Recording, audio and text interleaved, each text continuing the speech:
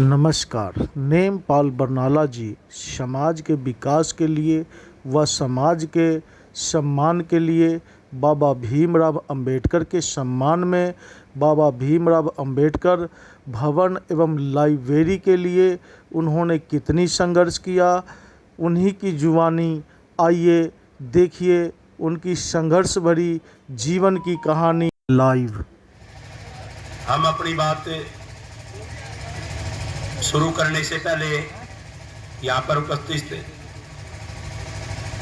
RPI Athawale के प्रदेश अध्यक्ष सोनू कुंडली जी और समाज सेवी अग्रवाल साहब, दयानंद सरोवा जी,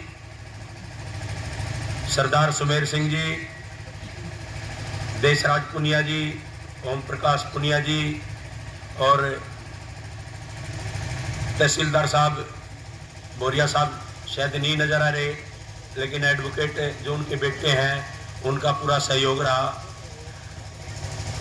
HN पुनिया साहब, रामेर चालिया जी और समाज के सभी सम्मानित बुजुर्गों, मेरे साथियों, मेरी माताओं बहनों, आज की हम शुरुआत करेंगे शहीद उधम सिंह से। शहीद उधम सिंह जी ने ये साबित कर दिया था कि हम बुद्ध को भी मानते हैं और हम युद्ध को भी मानते हैं। बाबा साहब के दिखाए रास्ते पर हम तब तक चलते हैं जब तक सामने वाला कानून की भाषा को मानता हो, लेकिन जब एक सब्र का बांध टूट जाता है फिर हम आर पार की भी करने से पीछे नहीं हटते और ना हटेंगे। पूरा समाज जानता है, चालिया साहब पुरानी कोर्टों में उस टाइम प्रैक्टिस करते थे।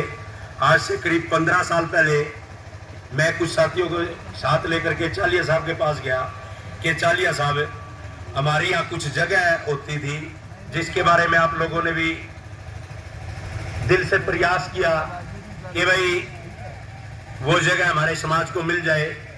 तो चालिया साहब ने कहा, भाई हमारे समाज में कुछ लोग मिली जुली भाषा बोलते हैं और इस कारण हमें वो जगह नहीं मिल पाई। हमने 15 साल पहले इस जगह पर बाबा साहब की स्टैचू लगाई और प्रशासन ने वो स्टैचू उठा दी। हमारे दिल में कसक थी, लेकिन कुछ बचपना था। कुछ बुजुर्ग लोग कहते थे, यार ये बच्चे हैं पता नहीं क्या कर बैठे हैं। उस टाइम नहीं सहयोग मिला हमारे को और हम वो कसक दिल में लेकर अपना घूमते रहे। अभी 2 साल पहले हमारे कुछ साथियों ने इस जमीन का हवाला दे करके कि ये SC समाज की जमीन है और इसका सौदा कर दिया। ओबरा खेड़ी के जाट थे और कुछ सोनीपत के थे, 58 लाख रुपये में। जब हमें कुछ साथियों के माध्यम से पता चला कि भाई जिस जमीन को आप समाज की जमीन कहते थे या समाज का कब्जा बताते थे, उस जमीन का सौदा अपने ही समाज के लोगों ने जाट समाज के लोगों के साथ 58 लाख रुपए में तय कर दिया। हम यहाँ मौके पर पहुंचे और हमने बात की, भाई आप लोगों ने कितनी जमीन खरीदी है? तो उन लोगों ने बताया कि भाई हमने ये सारी खरीद ली। भाई सारी का मतलब नहीं है, या तो आप ऑन द रिकॉर्ड बताइए कि हमने कितनी जमीन खरीदी है। उन्होंने डॉक्यूमेंट्स दिखाए कि जी हमने ये 9 बीघे और 15 बिस्वे जमीन खरीदी है। मका भाई आप लोग डीलर हैं, आपका जमीन जायदाद से पुराना वास्ता है, आप ये जगह पमैश कराइए। जो मलकियत आपने खरीदी है उसमें हमें कोई इतराज नहीं, लेकिन 1800 गज के करीब जो जगह है, जो एक नाला जाता था यहाँ से देवी मंदिर को, अग्रवाल समाज का उस पर अधिकार था।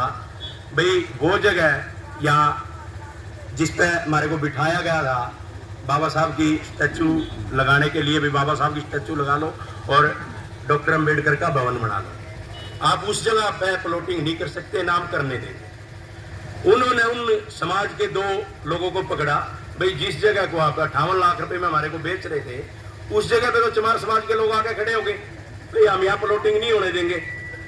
अब नहीं बात बड़ी, उनका सौदा होते होते होते 8 लाख पर बात अटकी और उन्होंने कहा भाई हमारे को चलो 8 लाख रुपए दे दो। लेकिन हमने वहाँ पूरा विरोध किया, भाई जो समाज के गद्दार हैं, जो समाज में को बेचने का काम करते हैं, उनको किस चीज़ के 8 लाख और किस चीज़ के 60 लाख। तो जाट समाज के लोगों ने उनको बिल्कुल इनकार कर दिया, भाई ना तो हम ये जगह लेंगे और ना हम 1 रुपया भी देंगे। 2 साल पहले हमने फिर यहाँ बाबा साहब की स्टैचू स्थापित करी और हम यहाँ काबिज हो गए। आज की तरह ही ठीक 2 साल पहले नवंबर के महीने में पूरा पंडाल भरा खड़ा था और पुलिस प्रशासन ने हमारे समाज पे जुल्म जातियाँ की, हमारी माताओं बहनों को बुरी तरीके से पिटा। उसकी वीडियो मौजूद है और माननीय आयोग में भी वो मामला विचाराधीन है और हाई कोर्ट में भी वो मामला विचाराधीन है। तो हमने अपनी बात रखी माननीय आयोग में। आयोग ने डीसी साहब को आदेश दिए, एसपी साहब को आदेश दिए कि जिस जगह पे ये लोग काबिज थे वो जगह इनको वापस दी जाए।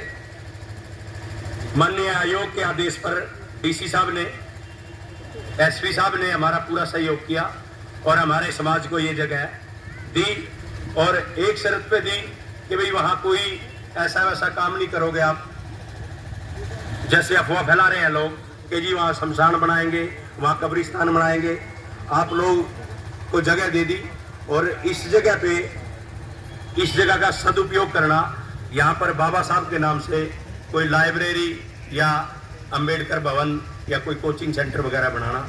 हमने डीसी साहब से अपनी पूरे समाज की सहमति जताई और हमने ये निर्माण कार्य शुरू किया। इसमें आप जैसे जितने भी बुद्धिजीवी लोग हैं जो योगदान देते हैं, किसी ने 2 ट्रक ईंटों के दिए, किसी ने 100 कट्टे सीमेंट दे दिए, किसी ने गेट दे दिया, किसी ने पानी के टैंकर भिजवाए, किसी ने जेसीबी भिजवाई नींव खुदवाने के लिए, लेकिन काम पूरी टीम करती रही। आज समाज के ही कुछ लोगों के पेट में दर्द है कि जी वहाँ तो कब्जा हो गया, उसको गिराया जाए।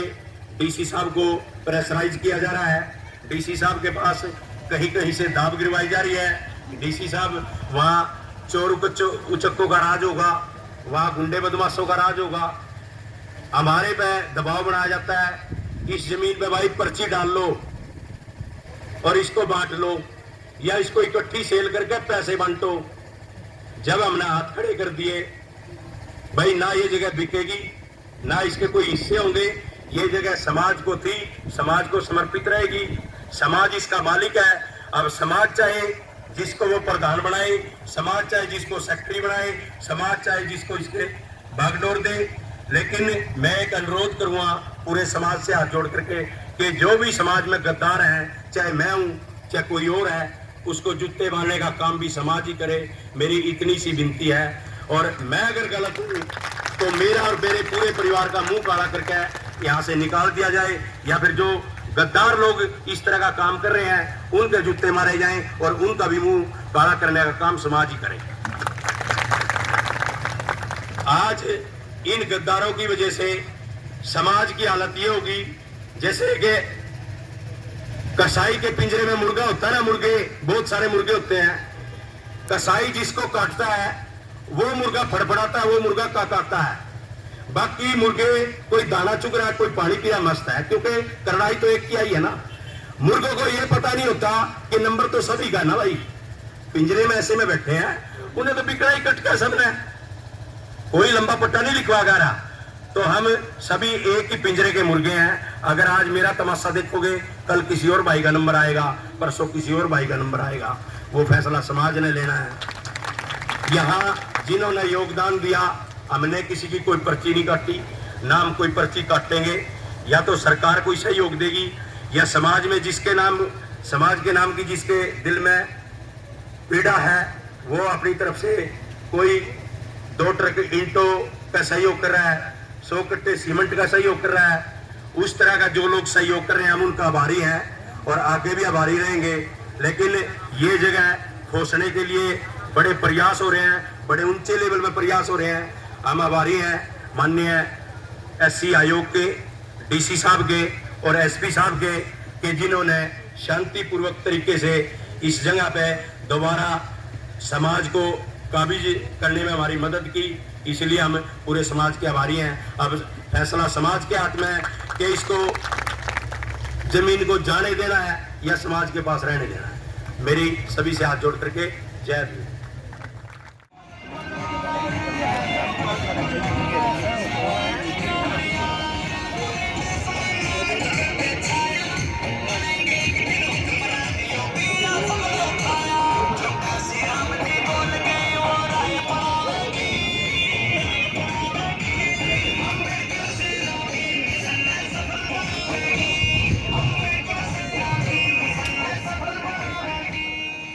आपने सुना किस प्रकार समाज सेवी नेमपाल बरनाला जी की संघर्ष भरी कहानी के उपरांत सामूहिक भोज का भी आयोजन किया गया।